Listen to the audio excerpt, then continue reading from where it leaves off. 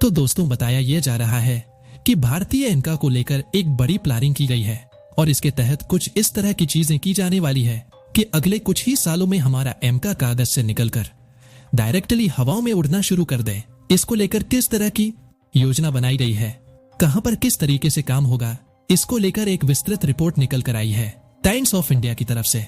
तो चलिए अगले कुछ मिनट बिल्कुल ध्यानपूर्वक इन बातों को सुनिए ताकि एमका से संबंधित किसी प्रकार की अन्य कोई जानकारी आपको प्राप्त करने की आवश्यकता पड़े ही ना, बस आप चैनल को सब्सक्राइब इसी तरह की वीडियोस के लिए जरूर कर दीजिएगा। तो जैसा कि हम लोग जानते हैं कि एक हाई लेवल की कमेटी तैयार की गई है जो कि भारतीय वायुसेना के अंदर स्क्वाड्रन स्ट्रेंथ को लेकर जो कमी आ रही है, इन फ्यूचर के जो प्लानिंग वगैरह है उनमें किस किस तरह की बाधाएं आ रही है, कैसा इनका निराकरण किया जाए और किस तरह से स्क्वाड्रन स्ट्रेंथ को मजबूत किया जाए, टू फ्रंट वॉर लड़ने के लायक बनाया जाए, इन सब के ऊपर एक गहन मंथन किया जाएगा। हमारे डिफेंस सेक्रेटरी साहब की अध्यक्षता में यह कमेटी काम कर रही है और अगले महीने इसकी रिपोर्ट प्रस्तुत करनी है। इन्हीं की तरफ से एमका को लेकर खास जोर दिया गया है क्योंकि एमका हमारे लिए इस समय काफी आवश्यक है। चाइना हो या फिर पाकिस्तान हो, दोनों ही भारत से पहले स्टेल्थ एयरक्राफ्ट्स का इस्तेमाल करना शुरू कर देंगे। ऐसी परिस्थिति में स्वदेशी प्रोजेक्ट जल्द से जल्द पूरा होना आवश्यक है। अब इसके लिए हम लोग जानते हैं कि सीसीएस द्वारा मंजूरी मिल रही है। 15,000 करोड़ से ऊपर का फंड भी आवंटित कर दिया गया है और इस खर्चे में इसका पूरा डेवलपमेंट साइकिल पूरा किया जाएगा जिसमें 5 की संख्या में प्रोटोटाइप तैयार करने हैं, जिनमें पहले प्रोटोटाइप से लेकर आखिरी प्रोटोटाइप तक एडवांसमेंट को लगातार बढ़ाया जाएगा और इनकी गहन टेस्टिंग और सर्टिफिकेशन का काम चलेगा।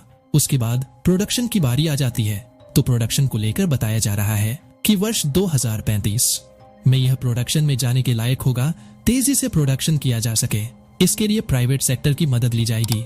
लेकिन इंजन की समस्या का क्या, तो देखिए बताया ये जा रहा है कि 126 विमान टोटल इमका के खरीदे जाने हैं और इतने ही विमान इसके लिए तैयार किए जाएंगे तो ये टोटल बैठते हैं 7 स्क्वाड्रन में। एक स्क्वाड्रन में 18 विमान तो बताया यह जा रहा है कि शुरुआती 2 स्क्वाड्रन में यानी 18-36 विमानों के अंदर 414 अमेरिकन इंजन का इस्तेमाल किया जाएगा।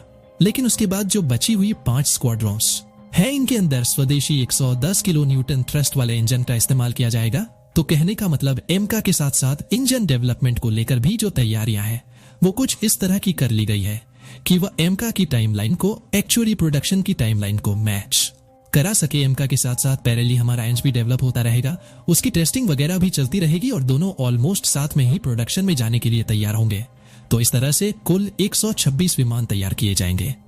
लेकिन ये जो 126 विमान एमका के शामिल किए जाएंगे भारतीय वायुसेना के अंदर, उससे पहले लगभग 10 स्क्वाड्रन हमारे स्ट्रेंथ कम हो चुकी होगी क्योंकि पुराने एयरक्राफ्ट को रिटायर जो करना है।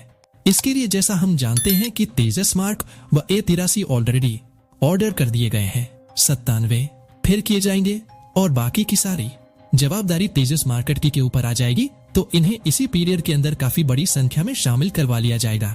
इसके साथ साथ आप ये रिपोर्ट देखिए जो कि वरुण कार्तिक आरएन जी की तरफ से शेयर की गई है। इस समय एडीए की बात की जाए तो उन्होंने एमका को लेकर डिटेल डिजाइन के ऊपर काम करना शुरू कर दिया है जिसमें इसका सेंट्रल फ्यूजल आर स्ट्रक्चर तैयार किया जाएगा। साथ ही इसका जो ऑयल रिफ्यूलिंग प्रॉप होगा जो कि रेक्टरेबल होगा, इसको भी तैयार करने का काम शुरू कर दिया गया है। इसके अतिरिक्त भी सपोर्ट स्ट्रक्चर है और साथ ही जो इंसर्टेड फ्यूल टैंक वगैरह होता है इसको लेकर भी काम शुरू कर दिया गया है। तो अल्टीमेटली हमारे हाथों में जितना कुछ है उन सभी को इकट्ठा करके एमका के लिए काम को काफी ज्यादा तेज कर दिया गया है। लेकिन दोस्तों इन सब चीजों के बावजूद एक रिपोर्ट जो कि अल्फा डिफेंस की तरफ से निकल कर आई है, ये थोड़ी सी चौंका देने वाली है। और चौंका क्या देने वाली है, थोड़ी सी निराश कर देने वाली है। देखिए जब वर्ष 2035 में हम लोग इस लायक हो जाएंगे कि एमका को प्रोडक्शन में भेज दिया जाए, इसके बाद सारी जिम्मेदारी हमारे प्रोडक्शन लाइन के ऊपर होने जा रही है, जिसके लिए बताया यह जा रहा है कि HL% का शेयर होल्डर होगा और बाकी का जो 50 पर है वो अलग अलग कंपनीज में अलग अलग रिस्पांसिबिलिटी को बांटकर डिस्ट्रीब्यूटर दिया जाएगा। इस तरह से एक 100% का एक जॉइंट वेंचर बनेगा और वो एमका के प्रोडक्शन का काम करेगा।